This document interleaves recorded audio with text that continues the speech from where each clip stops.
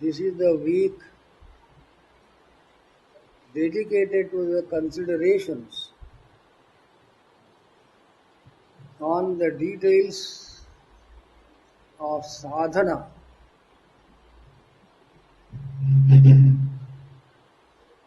which means spiritual practice. The word sadhana in Sanskrit means an effort exercised towards the achievement of a purpose. In this sense, every effort is some kind of sadhana because it leads to the achievement of some intended goal. Here, in the context of what is known as spiritual sadhana, what is it that we are aiming at? This question has to be put each by oneself to one's own satisfaction. What do you want finally? Therefore, this clarity should precede before bestowing thought on any other type of accessory in sadhana.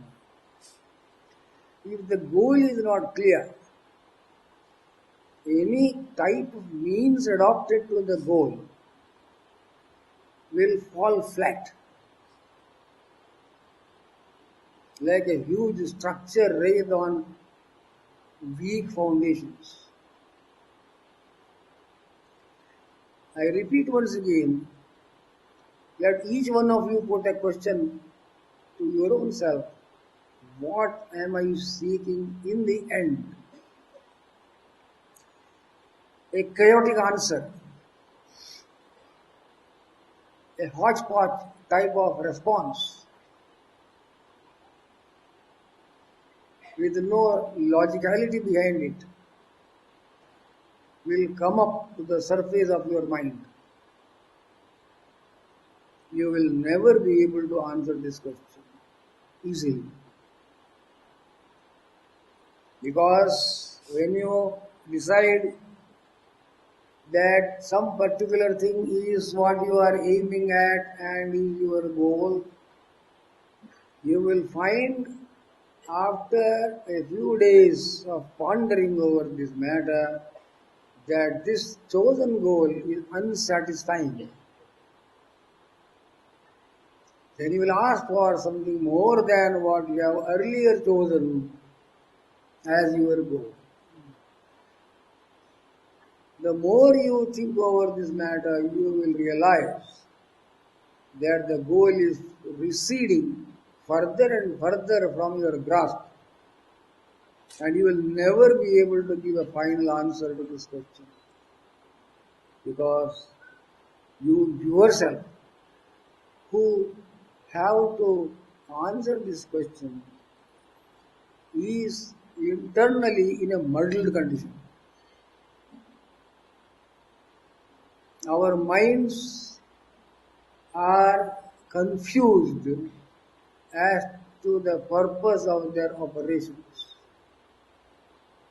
Every day we make different decisions, not very relevant to the earlier decisions that we have made the previous day. There are moods and vacillating ideas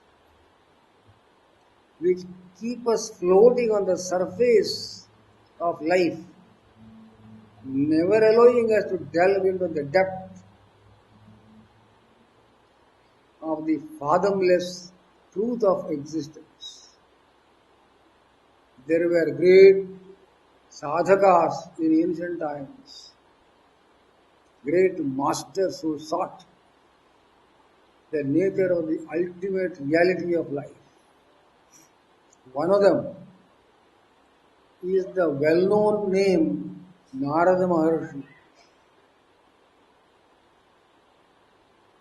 He was a master of every kind of learning available in the world. He went and prostrated himself before a great master known as Sanat Kumar, the firstborn of Brahma the Creator. The great master asked him, "How is it that you have come? What do you require?" "Master, I have no peace of mind. Let me know what you know already." After hearing from you an answer to this query, I shall tell you what I can. Narada opened his book of knowledge and narrated the list of the sciences and the arts of which he was proficient. "Master, I know every science and every art in the world. I know metaphysics. I know theory of knowledge. I know astronomy. I know physics. I know chemistry, biology, psychology, psychoanalysis, axiology, aesthetics, ethics, sociology, political science, culture, religion, philosophy. There is nothing that I do not know. But I have no peace of mind." The great master replied, "All this that you have learned is a bundle of words with no content inside. You have smeared your personality with a veneer of apparent knowledge, but you are quite different from that which you have smeared on your personality. The shirt is not the person, and therefore your learning is not what you are."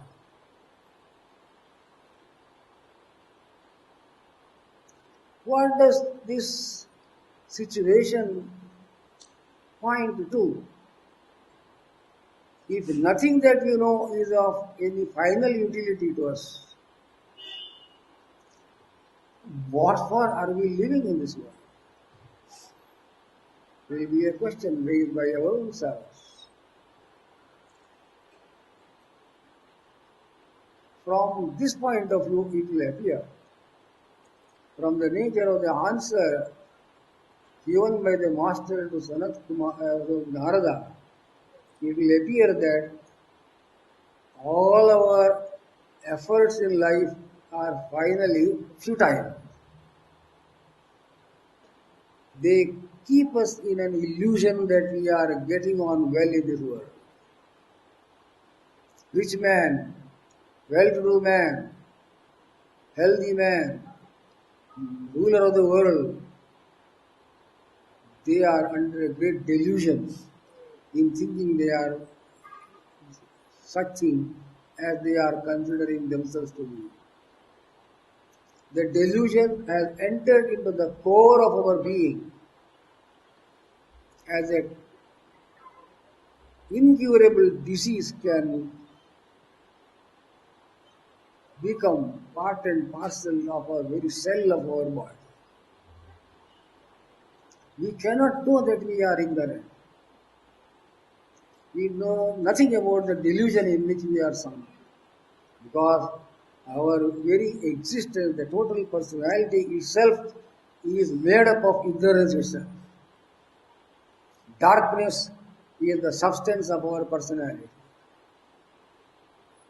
If there appears to be some light before us, which we see in our daily life, it is a radiance penetrated through the mass of the cloud of ignorance itself. Well said, therefore, is the answer of Master Sanat Kumara to Narada. Your learning is a brilliant radiance, of course, before you, as it were. But this radiance is muddled and is contaminated by the very process of its passing through the thick cloud of ignorance of which you are yourself made. If the disease that has caught hold of a person becomes the very essence of the person, that person cannot know that there is a disease at all. When ignorance is the substance of our existence, there is no way out. We require a bolt to descend on our head in order that we may be awakened to the fact of what is happening to us.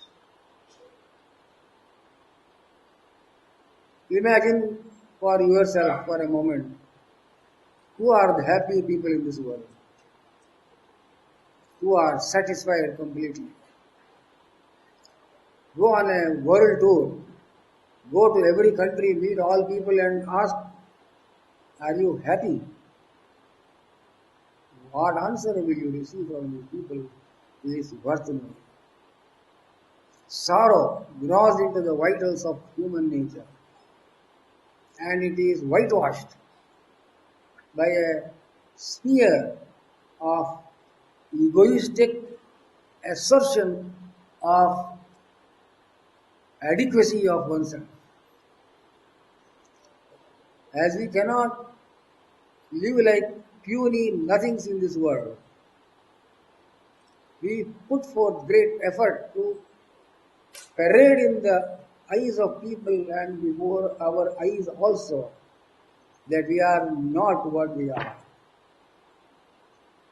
Even if you have fallen down, you will say, my nose is not hurt.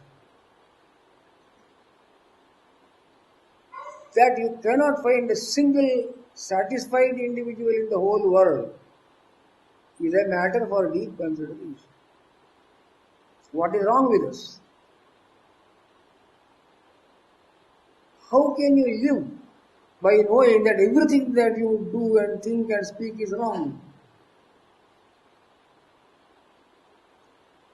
We require the grace of a great power beyond us to liberate us. In philosophical circles, questions were raised. How does knowledge arise in the individual? Who manufactures knowledge? You cannot say that you have created your knowledge.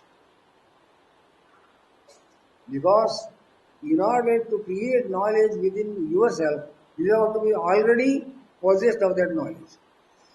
An ignorant person cannot have the seed of this knowledge which seems to illumine life. If you are not the source of the knowledge, who created this knowledge? Has it come from outside? It does not appear that it has come from you, because to manifest knowledge from your own self, you must have already within yourself the potential of that knowledge. If that is already there, you need not seek knowledge at all. There is a difficulty here. The great Dattatreya Maharshi in his Avadhuta Gita, the very first verse thereof, says, Ishvaranugrahadeva pumsam advaita vasana mahad bhaya paritranat jantunam upayayana.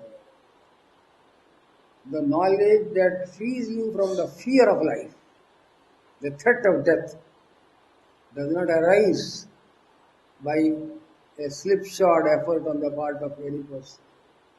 A miraculous occurrence in the very operation of the cosmos takes place.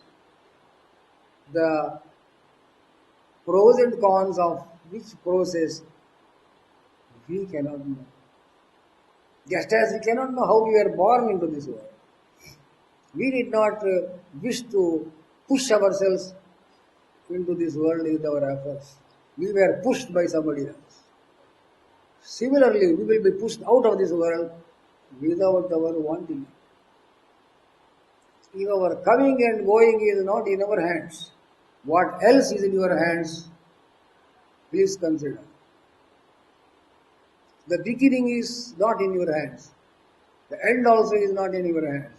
How do you arrogantly conclude that the middle of your life is in your hand? That is equally beyond your control.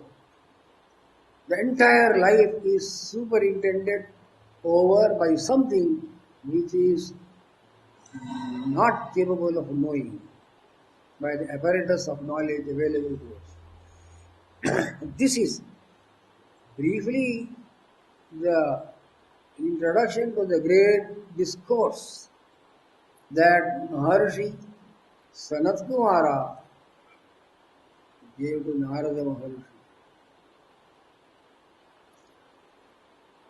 The difficulty is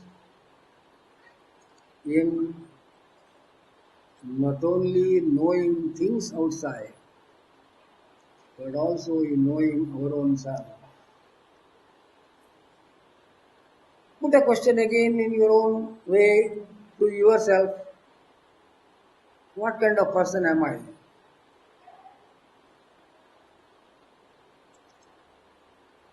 In the midst of many people, you will not be able to think in this manner.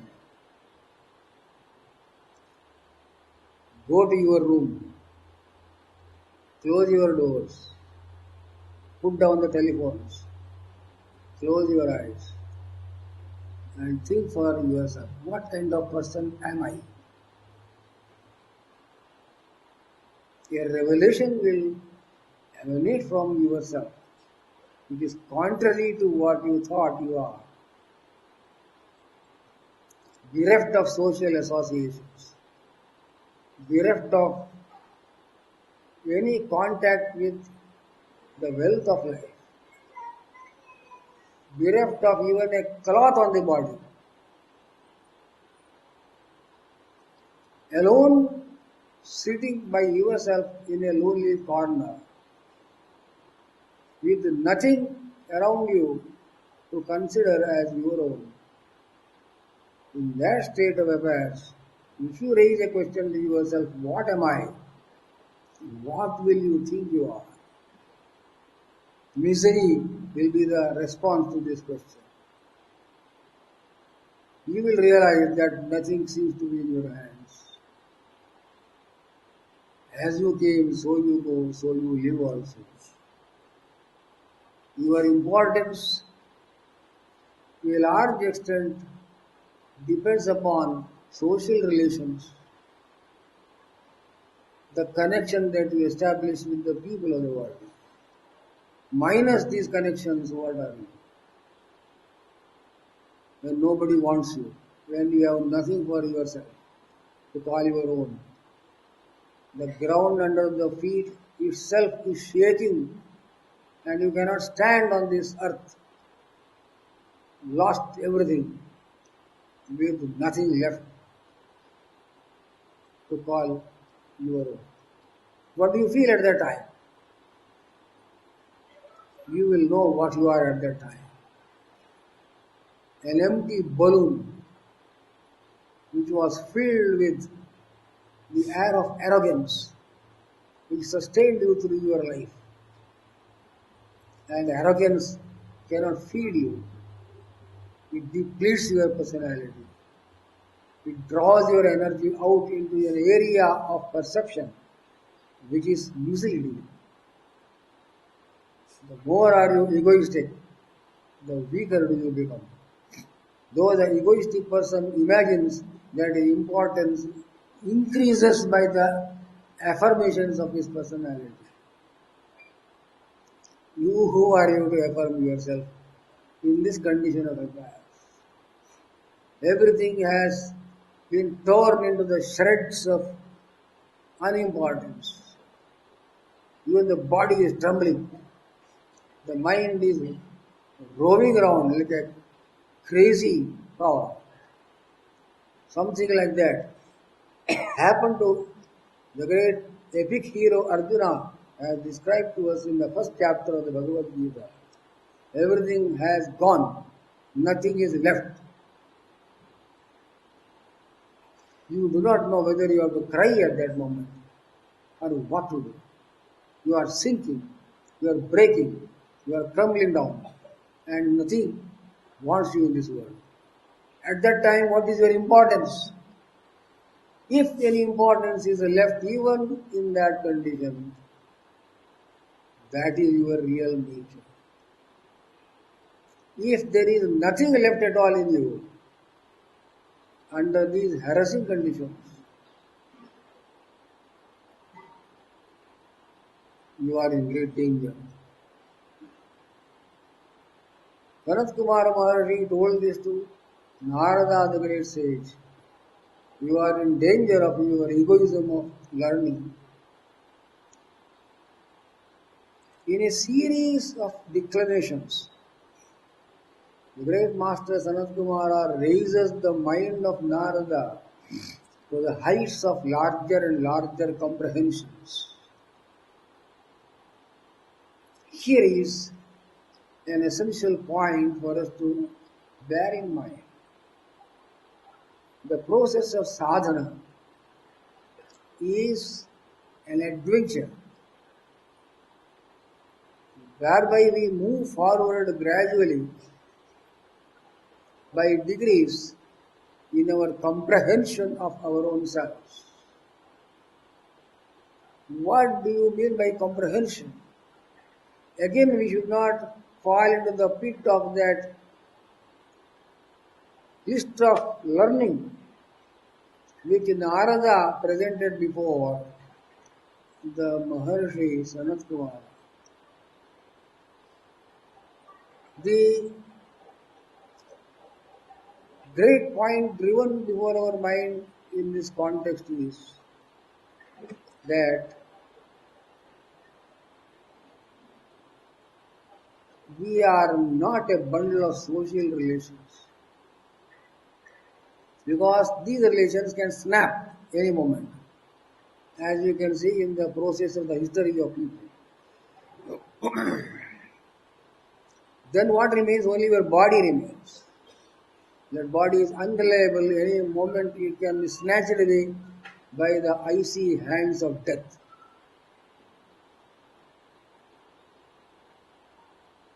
You still will remain as you would know very well. You will never feel that you have been abolished by the abolition of even the bodily personality and all the social relations. You will continue to feel always that you are. Not that the body is, the mind is, friends and relations are, wealth is. Nothing of the kind can be called what you are. Because now you are ridding yourself of the relationships even with the bodily encumbrance, and trying to know where you stand at all in this great environment of the universe. Narada Maharshi is educated by Sanat Kumara like a great, intelligent psychologist, schoolmaster, leading to the great astonishing conclusion that your happiness does not lie in acquiring anything at all. It is finally in the acquisition of your own self. The previous considerations have shown that we can own nothing in this world, not even this body and our friends and relations. Yet we do exist, clamoring for an ultimate solution to our query.